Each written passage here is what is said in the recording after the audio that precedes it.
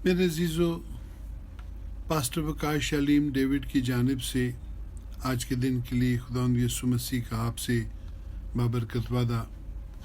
खुदावंद के ज़िंदा पाक कलाम में से पढ़ेंगे यूहन्ना 15 बाब और उसकी 13वीं-14वीं आयत। कलाम खुदा में लिखा है, इससे ज़्यादा मोहब्बत कोई शख्स नहीं करता कि अपनी जान अपने दोस्तों के लिए दे दे। जो कुछ मैं तुमको हुक्म देता हूँ, अगर तुम उसे करो तो मेरे दोस्त हो। आमीन। मोहब्बत और दोस्ती का सबसे बड़ा निशान है एक दूसरे के लिए जान देना और ख़ुद को दूसरे के सुपुर्द कर देना, ताकि उसकी खुशी और उसकी मर्ज़ी ज़िंदगी में पूरी हो जाए। ये मोहब्बत दो अफराद के दरमियान सिर्फ जज्बात की मुंतकिली का नाम नहीं, बल्कि तमाम ज़िंदगी के लिए एक दूसरे के हो जाना है।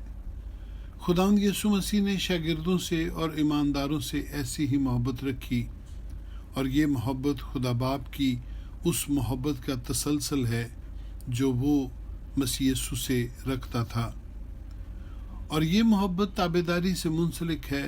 खुदावंद यीशु के शागिर्दों ने जब उससे मोहब्बत करना शुरू की तो उसी मोहब्बत ने उनको इस काबिल कर दिया कि वो खुदावंद के हुक्मों पर अमल करने वाले बन गए, बिल्कुल वैसे ही जैसे मसीह यीशु अपनी रोज़मर्रा की ज़िंदगी में खुदा बाप की मर्ज़ी को पूरा करता है। ऐसी मोहब्बत आपकी शख्सी आज़ादी को कम नहीं करती, बल्कि बढ़ाती है कि आप खुदावंद यीशु के काम को अपनी खुशी से आगे बढ़ाते हैं, बिल्कुल वैसे ही जैसे खुदावंद यीशु के आसमान पर चले जाने के बाद रसूलों और शागिर्दों ने और ईमानदारों ने नजात के काम को बढ़ाया।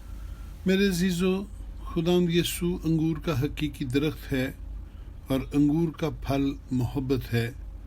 खुदावंद ने जुदा होने से पहले अपने शागिर्दों को मोहब्बत के अहद में बांधा, क्योंकि वो जानता था कि जब वो उनके साथ नहीं होगा तो उनको मायूसी, मुखालफत, रकाबत और नफ़रत का सामना होगा। इसीलिए उसने उन्हें मोहब्बत करना सिखाया, ताकि वो दुनिया पर गालिब आकर खुदावंद के काम को मुकम्मल करते रहें।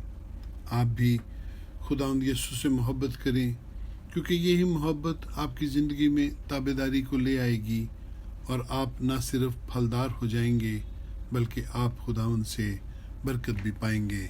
आमीन सुम्मा आमीन। खुदावंद आपको बरकत बख्शे।